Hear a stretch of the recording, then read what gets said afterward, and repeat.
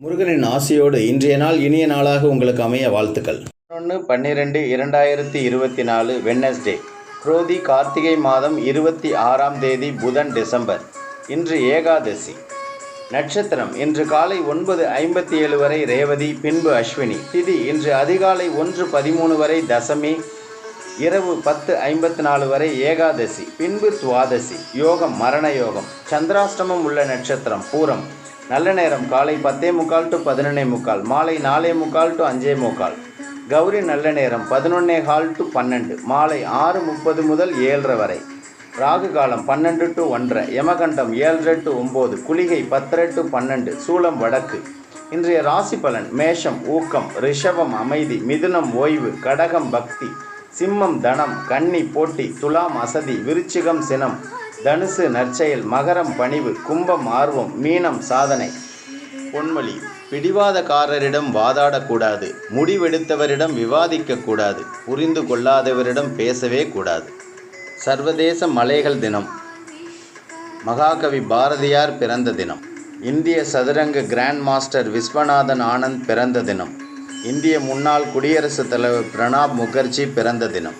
வலம்புரி சங்கை வடகிழக்கில் புதைக்கலாமா? வலம்புரி சங்கை வடகிழக்கில் புதைப்பதை விட பிரம்ம பகுதியில் புதைப்பது நன்மையளிக்கும். தாயாருக்கு திதி செய்ய முடியாத நிலையில் தர்ப்பணம் செய்து சம்பாவனை செய்யலாமா? உங்கள் தாயாருக்கு திதி செய்ய முடியாத நிலையில் தர்ப்பணம் செய்து சம்பாவனை செய்யலாம். கர்ப்பமான பெண்ணின் பழைய நகைகளை போட்டு புதிய நகையை வாங்கலாமா? கர்ப்பமான பெண்ணின் பழைய நகைகளை போட்டு புதிய நகையை வாங்கலாம்.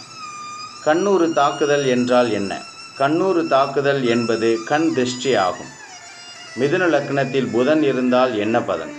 மென்மையான குணம் கொண்டவர்கள், வாதம் புரிவதில் வல்லவர்கள், கல்வி ஞானமும் புத்திசாலித்தனமும் உடையவர்கள். இவையாவும் பொது பலன்களே ஆகும். சனிக்கிழமை வாகனம் வாங்கலாமா? சனிக்கிழமை வாகனம் வாங்குவதை விட மற்ற சுப நாட்களில் வாங்கலாம். வீட்டினுள் சுமங்கலி பெண்கள் உப்பு கொண்டு வருவது போல் கனவு கண்டால் என்ன பலன்? வீட்டினுள் சுமங்கலி பெண்கள் உப்பு கொண்டு வருவது போல் கனவு கண்டால் செய்யும் முயற்சிகளால் முன்னேற்றமான சூழல் உண்டாகும். என் மகன் இறப்பது போல் கனவு கண்டால் என்ன பலன்? இந்த மாதிரி கனவு கண்டால் உடல் ஆரோக்கிய குறைவுகள் நீங்கி சுபிக்ஷம் உண்டாகும். 9இல் ராகு இருந்தால் என்ன பலன்? வாதம் புரிவதில் வல்லவர்கள், எதிர்ப்புகளை வெல்லும் ஆற்றல் உடையவர்கள், பிரயாணங்களின் மீது ஆர்வம் கொண்டவர்கள். இவை யாவும் பொது பலன்களே ஆகும்.